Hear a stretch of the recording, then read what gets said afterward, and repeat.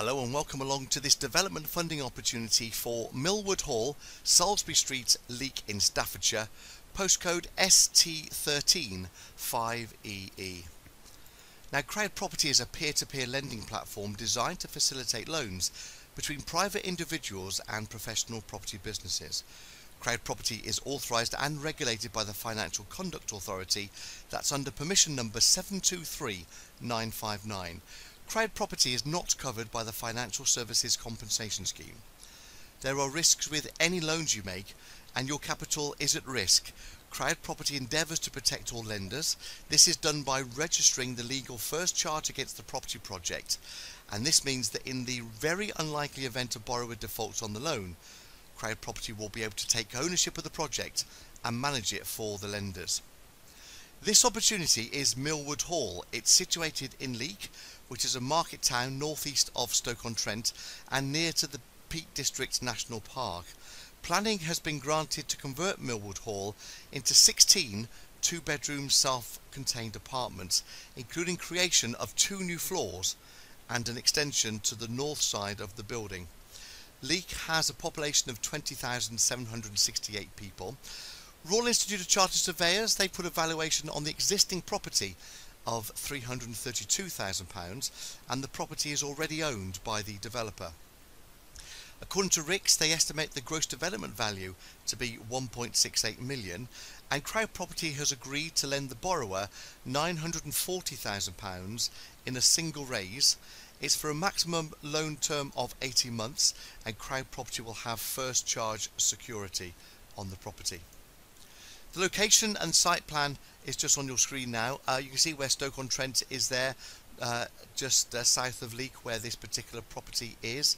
On the right hand side there's the town centre there of Leek, and you can see where the proposed development is in relation to the town centre. The location is to the west of Leek town centre.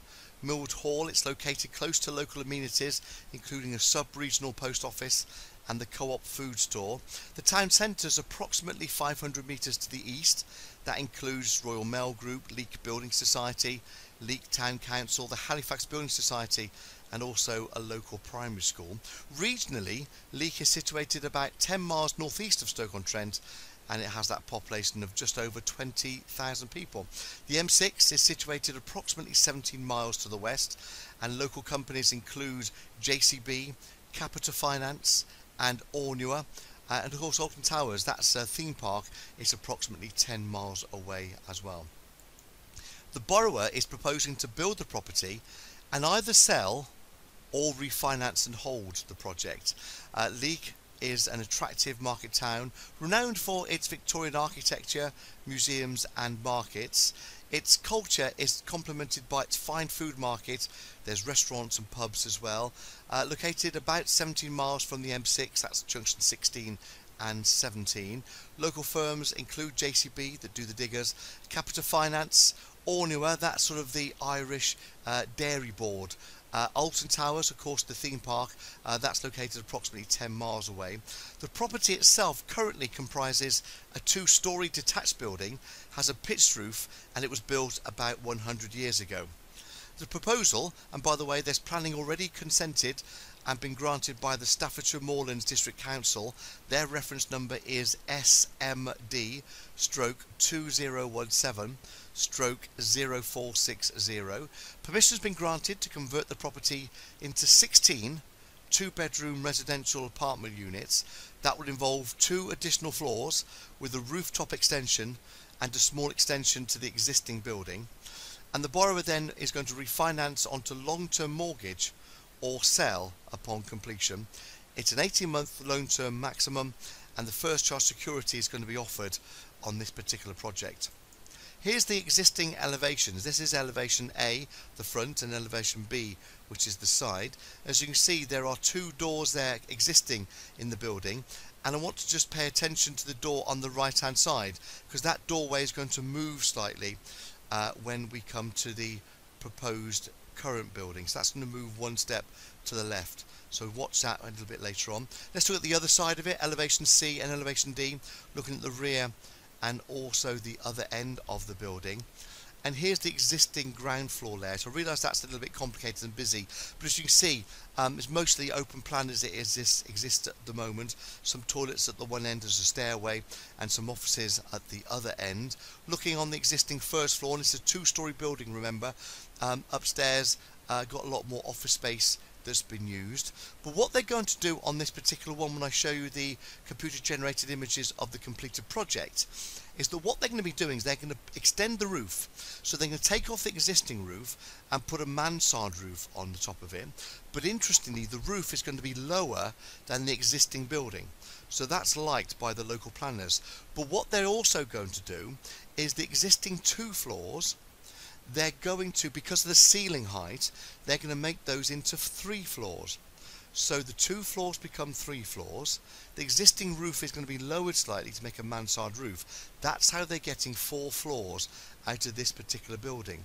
And I also ask you to pay attention to the doorways on the building. You may see that the building you see in the left hand photo is sort of in the centre of that photo. That's the existing. The door on the right hand side has moved a window up, and there's also an extension on the left hand side, so that makes it easy to sort of split up the windows by way of the layout, the proposed layout of this particular building. So that's the proposed elevations there. A new mansard roof, given the additional floorway there, finished in zinc standing seam. Glazing there is to obscure the critical lines of sight, obviously very important with any planning.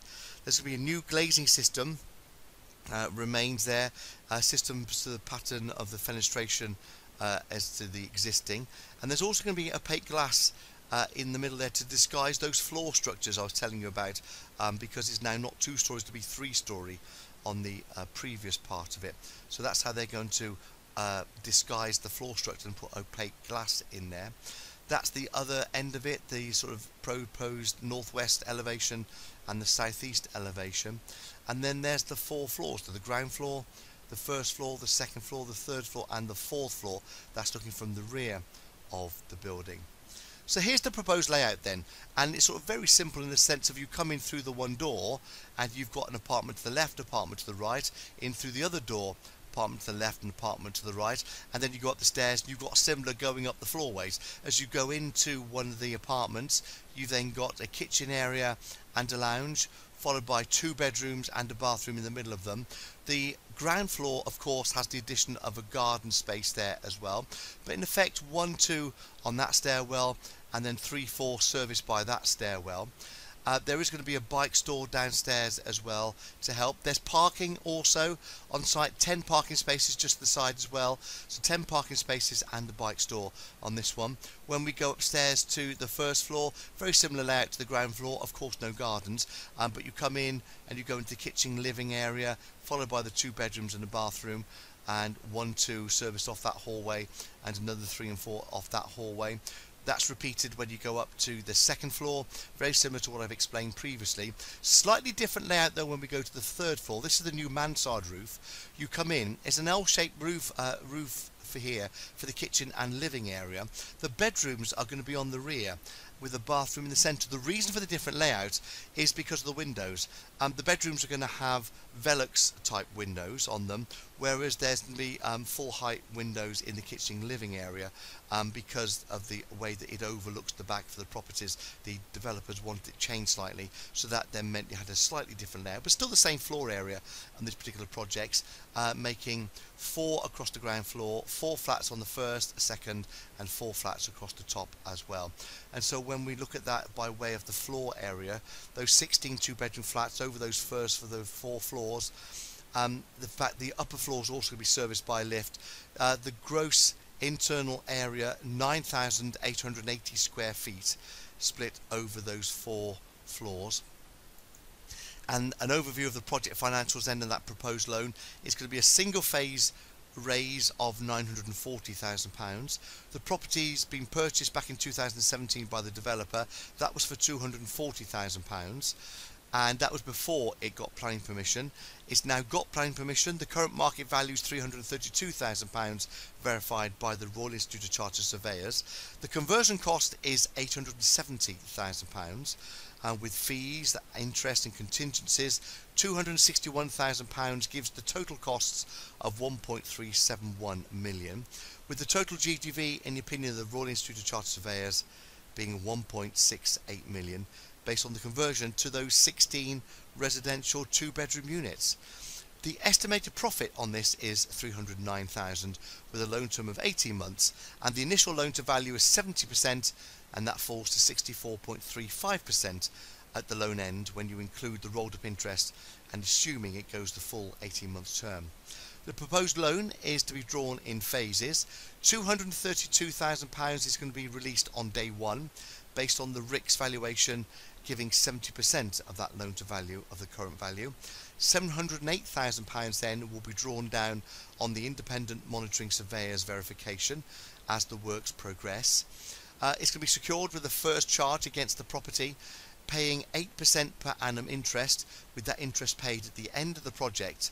Remember, the maximum loan period is 18 months. The minimum, though, will be 6 months, and the loan target commencement date is the middle of September. About the 14th of September 2018 is the anticipated loan target commencement date. The capital and the interest is going to be repaid from the sale or the refinance of the completed residential units. Here's then a little bit about the borrower, Raymond Wainwright. And Ray graduated from Salford University with a first-class degree based on electrical and electronic engineering background. During Ray's professional career, he began investing in property, and so now he's got a personal portfolio of 20 properties. That's over sort of 30 years worth of experience. In 2013, Ray, along with his business partner, set up the property development company Charles Wainwright Developments Limited. That's company number 08493102, and as of 2013, Charles Wainwright Developments Limited, they've developed 5 properties, including a development at the Willows, Stoke-on-Trent, that was a new build, and also a detached 7-bed house, Juniper House, Stoke-on-Trent, that was a conversion. And the company has also got a residential development comprising of 6 one-bedroom flats, as well as recently purchasing their own company offices. Let me show you some of the projects that they've worked on. Here's the Willows in Stoke-on-Trent, numbers 2, 4, 6 and 8, the Willows. That was a new build development that was purchased back in July 2013. They bought it for £120,000 and the development costs were in the region of £500,000. The properties have been revalued on the 11th of July 2016, GDV 1.4 million. They've retained this property, they still own it. The development comprised of 3 bungalows and a detached house. You can see photos there of the land beforehand, the CGI image of it, and then the project on the right hand side nearing completion. Here's details of Juniper House, Stoke-on-Trent. The full address is 11 Clulow Place, Stoke-on-Trent, ST13 5DA. It's a large detached house set in its own grounds within a cul-de-sac, a residential cul-de-sac. The property was purchased back in November 2016. It's been refurbished. Now it provides accommodation for supported living, co-living. Its current value is estimated at £300,000, and Charles Wainwright Developments have retained that property too. So CrowdProperty, it believes in responsible lending and borrowing. So the amount of this loan is based on the project and the experience of the developers. The total amount they've agreed to lend is £940,000 in a single raise. The loan to value of the property is 70%. That will fall down to 64.35% when you include the rolled up interest and if it goes for the long term of 18 months. CrowdProperty will have the first charge that will protect the lenders in the event of any default. The first phase drawdown is £232,000, representing 70% loan to value of its existing purchase price, and the remaining funds will be drawn down based on the independent monitoring surveyor's verification.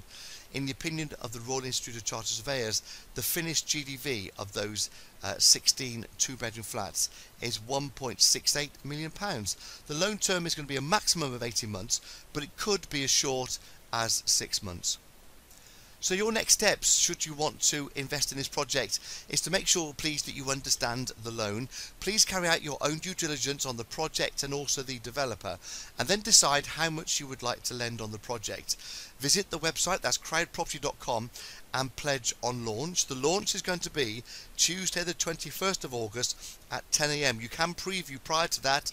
It will automatically go live though at 10 AM, and that's when you have the opportunity to pledge your bid against this particular project. And then CrowdProperty will conduct the necessary anti-money laundering checks, and you'll be invited then to send your funds to the CrowdProperty solicitors and start earning interest on completion of the loan agreement. So thank you for watching this webinar. I hope that this particular project is of interest to you, and I hope that you can support it. CrowdProperty is delighted to say it's got a 100% payback record on all loans that have been made to this particular project and all other projects too. So thank you for being with us on this CrowdProperty webinar. We look forward to you supporting us on this project and future ones too.